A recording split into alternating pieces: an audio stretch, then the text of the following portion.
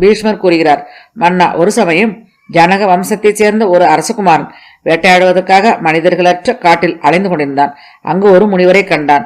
அவர் பிராமணர்கள் சிறந்தவர், பிருகு முனிவரின் வம்சத்தினர். அருகில் அமர்ந்திருந்த முனிவரை தலைவணங்கி அவர் அருகில் அமர்ந்து கொண்டான். அவன் பெயர் வசுமான். அவன் அவரிடம் அனுமதி பெற்று, பகவன், நிலையற்ற இந்த உடலில் காமத்திற்கு ஆதீனமாக வாழும் புருஷனுக்கு இகபர உலகங்களில் எந்த உபாயத்தால் மங்களம் உண்டாகும் என்று கேட்டான். மரியாதையோடு வினா விடுத்ததும் தபஸ்வியான அந்த மகாத்மா அரசகுமாரன் வசுமானிடம் நன்மை அளிக்கும் சொற்களை கூறினார். ரிஷி கூறினார், அரசகுமாரா, நீ இந்த உலகிலும் பரலோகத்திலும் உன் மனதிற்கு அனுகூலமான பொருட்களை பெற விரும்பினால் புலன்களை அடக்கி மற்ற பிராணிகளுக்கு பிரதிகூலமான நடத்தையிலிருந்து விலகிவிடு. தர்மமே நல்லவர்களுக்கு மங்களம் செய்வது. தர்மமே அவர்களின் ஆதாரம். சராசர பிராணிகளோடு 3 உலகங்களும் தர்மத்திலிருந்தே தோன்றியுள்ளன.